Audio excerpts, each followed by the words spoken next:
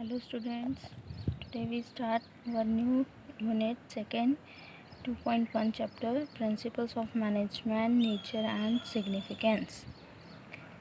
Now, principles of management are of universal nature and apply in every type of organization. Principle of management क्या है, क्या nature है इसका? एक universal nature है इसको, मतलब इसको हम हर जगह किसी भी टाइप के ऑर्गेनाइजेशन में क्या कर सकते हैं, यूज़ कर सकते हैं, अप्लाई कर सकते हैं. And this statement is given by Henry Fayol. Now we read our first topic, principles of management. These days, business has assumed wider dimensions, as a result of which numerous problems arise in our day-to-day activities, and the manager of the enterprise has to solve these problems. जैसे है कि हमें पता है, देखिए कि business जो है आज के टाइम में बहुत बढ़ रहा है ना, तो उसका रिज़ल्ट क्या है कि हमें डे टू डे मतलब हर दिन नई नई प्रॉब्लम्स को फेस करना पड़ता है, नई नई प्रॉब्लम्स अराइज होती हैं और हमें उसको फेस करना पड़ता है. तो मैनेजर जो है वो एंटरप्राइज का has to solve this problems. तो मैनेजर जो है वो क्या करता है, इन प्रॉब्लम्स को सॉल्व करता है.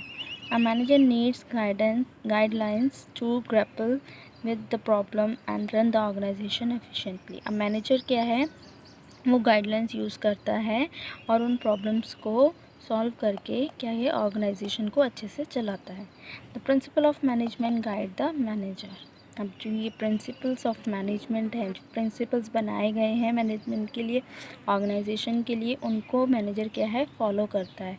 और मतलब कि एक ये मैनेजर के लिए कि एक गाइडलाइंस है, उसकी हेल्प से वो ऑर्गेनाइजेशन को क्या है, अच्छे से चला सकता है. Before entering into a detailed discussion about the principles of management, it is necessary to know the meaning of principles. Different scholars have defined principle in the following manner. अब कुछ मतलब अलग अलग स्कॉलर्स जो थे उन्होंने प्रिंसिपल ऑफ मैनेजमेंट को अलग अलग तरीके से डिफ़ाइन किया है. Now see first, according to G.R. Terry, principle is a fundamental statement or truth providing a guide to the thought or action. Principle of fundamental statement, principle क्या है, fundamental statement है जो कि बहुत क्या है, एक्सपेरिमेंट्स से मतलब जुड़ के बनाई गई हैं. ठीक है ना. वो प्रिंसिपल्स तभी बनाए गए हैं जब काफ़ी सारे एक्सपर्ट्स ने काफ़ी एक्सपेरिमेंट्स किए, उनको फॉलो किया, उनको मतलब उस एक्सपेरिमेंट्स को क्या किया है, फेस किया है. और truth providing a guide to the thought और एक्शन. और वो ट्रुथ मतलब जो है वो ये बात है कि एक्सपेरिमेंट्स के बेसिस पे बनाए गए हैं, ये ट्रुथ के बेसिस पे बनाए गए हैं ये प्रिंसिपल्स, मतलब कि ये फैक्ट हैं. तो ये क्या है, ये प्रोवाइड करते हैं गाइडलाइंस कि हम अपने एक्शन को किस तरीके से करें. ठीक है, थॉट और एक्शन, ये हमारी प्रिंसिपल जो है वो हेल्प करते हैं. इस तरीके से ये एडविन बी फ्लिपो ने भी एक स्टेटमेंट दी है. A principle is a fundamental truth and it is generally stated in the form of cause and effect relationship. ये क्या है, एक प्रिंसिपल जो है वो भी ट्रूथ के बेसिस पे एक फंडामेंटल ट्रूथ है. ठीक है ना, मतलब एक सच्चाई है जो प्रिंसिपल बनाए गए हैं. और ये क्या है, it is generally stated in the form of cause and effect relationship. और इनको एक कॉज एंड इफ़ेक्ट रिलेशनशिप की तरह बताया गया है. Now second topic is how are principles of management derive. ये प्रिंसिपल्स जो हैं वो कैसे ड्राइव, कैसे बने. Like all other social science, management too has certain defined principles. अब अदर जैसे सोशल साइंस जैसे साइंस में भी हम क्या है, एक्सपेरिमेंट्स के बेसिस पे, ट्रुथ के बेसिस पे प्रिंसिपल्स हम फॉलो करते हैं और बनाए गए हैं, तो वो हम अब तक फॉलो करते आ रहे हैं. ठीक है, तो मैनेजमेंट में भी क्या है, जो हमारे एक्सपर्ट्स हैं उन्होंने काफ़ी प्रिंसिपल्स जो हैं वो बनाए हैं और उसको हम अब तक फॉलो करते आ रहे हैं. These principles have been developed by the management experts. These principles are the outcome of the various problems faced by the managers. अब ये जो principles बने हैं, ये बहुत सारी problems managers जो हैं एक्सपर्ट्स जो थे उन्होंने बहुत सारी प्रॉब्लम्स को फेस करके उनका आउटकम एक निष्कर्ष निकाल के बनाए हैं। मतलब first the problem were born, then efforts are made to solve them and this effort resulted in the lot of research and finally the solution were found out. अब ये जो है क्या है, फर्स्ट क्या है, सबसे पहले उनके सामने एक प्रॉब्लम क्रिएट हुई, प्रॉब्लम बनी कि अब उस प्रॉब्लम को कैसे सॉल्व किया जाए। मतलब प्रॉब्लम जो है अराइज हुई, उसके बाद उन्होंने उसको सॉल्व करने के लिए काफ़ी एफ़र्ट्स लगाए। अब एफ़र्ट्स क्या हैं, एफ़र्ट्स उनके जो लगे वो कैसे, मतलब रिज़ल्ट उनका निकला कि lots of research and fine, मतलब उन्होंने बहुत सारी रिसर्चेस करी, उस अपने एफ़र्ट्स लगाए और फाइनली क्या है, लास्ट में उनको सॉल्यूशन उस चीज़ का मिल गया। तो वो जो सॉल्यूशन मिला वो क्या बन गए, हमारे एक प्रिंसिपल बन गए कि हमें अगर मैनेजमेंट में, ऑर्गेनाइजेशन में अगर ऐसी कोई प्रॉब्लम आती है तो हम ये देखें कि हमें किस प्रिंसिपल को फॉलो करना है। ठीक है, तो the principle of management are derived in the following 2 ways. 2 तरीके से बनाए गए हैं ये। फर्स्ट है on the basis of observation. Under this method manager observe and analysis a particular event which he faces in a actual practice.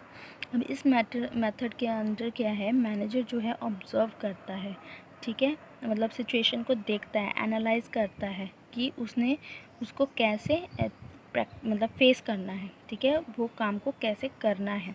जैसे कि for example the principle of division of work tell us that as far as possible the whole work should be divided into different parts and each individual should be assigned work according to his ability and test. अब ये example दे रखा है कि जैसे कि हमारे principal जो हमारा है डिवीज़न ऑफ वर्क, कि हमने वर्क को डिवाइड करना है। ये बताता है कि जितना जल्दी से जल्दी हो सके हमने वर्क को फिनिश करना है। और फिनिश कैसे होएगा, जब हम उस वर्क को डिफरेंट पार्ट्स में डिवाइड कर देंगे, ठीक है ना। और डिवाइड भी किस में करेंगे, इंडिविजुअल्स में, मतलब अलग अलग लोगों में, कि उनकी एबिलिटी और टेस्ट के अकॉर्डिंग।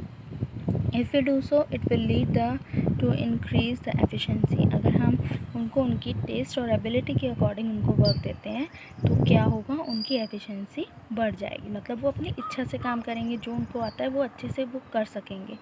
अगर हम जिसको कुछ नहीं आता, अगर हम उसको वो काम दे दें तो वो क्या है करेगा, वो उस काम को वो नहीं कर सकता, क्योंकि उसको ना उसमें इंटरेस्ट है और ना ही वो उसके करने के लायक है, तो वो उस काम को अच्छे से नहीं कर सकता। This principle was stated when it was observe by some managers that dividing the work in a proper manner lead to a better performance.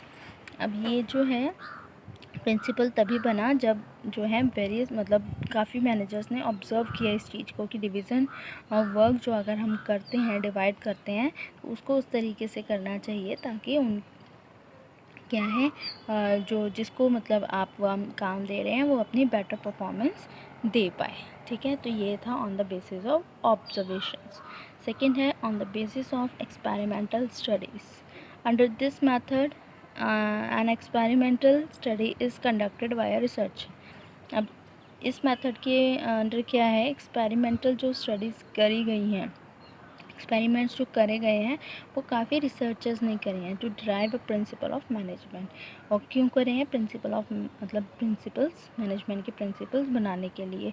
अब इसमें भी एक एग्जांपल देखिए, the performance of 2 groups of people in which one is headed by a single boss whereas the second is headed by 2 bosses. अब इसमें क्या किया गया है कि 2 ग्रुप में मतलब बांट दिया गया है परफॉर्मेंस को। अब एक ग्रुप का जो हेड है उसमें एक ही बॉस है और दूसरे ग्रुप का जो हेड है उसमें दो बॉस हैं, मे बी कंपेयर्ड, उनको कंपेयर किया गया है।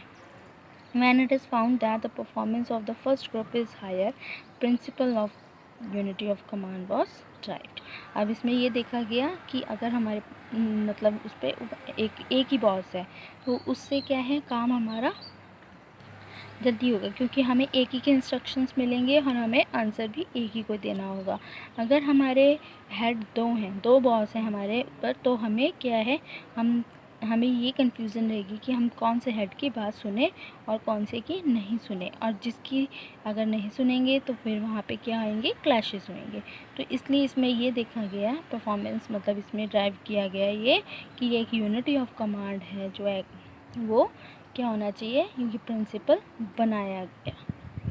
ठीक है, तो इसमें ये दो इसके प्रिंसिपल्स थे जिनके बेसिस पे क्या है, दो ये वेज हैं जिसके बेसिस पे प्रिंसिपल जो हैं बनाए गए हैं। First on the basis of observation and second on the basis of experimental studies. Okay,